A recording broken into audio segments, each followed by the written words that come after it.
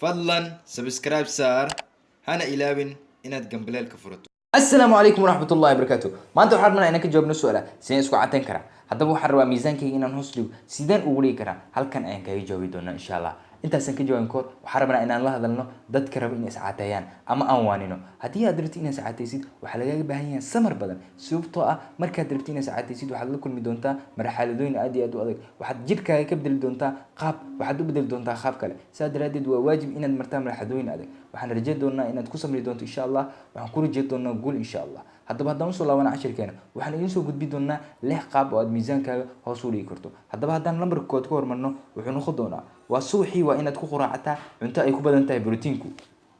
markii ay imaato in miisaankaaga hoos u dhigto borotiinku waa kan ugu muhiimsan ee miisaankiisa ama miisaankaaga hoos loo dhigi karo sidaa daraadeed borotiinku wuxuu muhiim yahay in miisaankaaga hoos u dhigto waana waajib inaad isticmaashaa borotiin lambarka labaad wuxuu noqon doonaa waa inaad ka fogaataa cabitaanada ay ku badan yihiin sokorta sababtoo ah sokortu waxay kor u qaadi kartaa ayilka inuu kugu sii zaa'ido sidaa daraadeed haddii aad rabtid inaad saacataysid waa inaad ka fogaataa sokorta lambarka saddexaad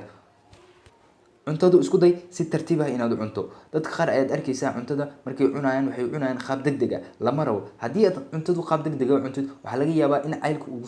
kugu sii kordho sidaa daraadeed culeyskaagu waa uu sii kori doonaa haddii marka aad ka fogaatid insha allah waxaan rajeyn doonaa in caylkaaga ama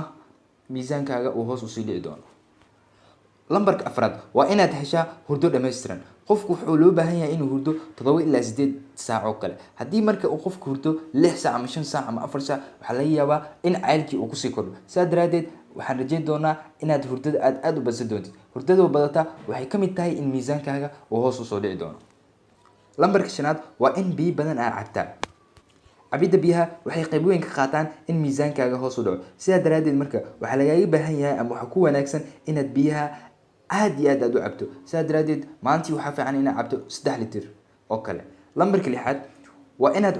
cunto ay ku badan yihiin ama cunto kaa caawinayso inaad ku caatoodo sidaa daraadeed waa inaad cuntaa cuntooyinkaas waxaana ka mid ah cuntooyinkaas wax u badan borotiinada sida waa inaad cuntaa ukunta oo kale kalluunka oo kale hilibka oo kale waana borotiino waana cuntooyin kaa sahli kara inaad si tartiib ah ku caatoodo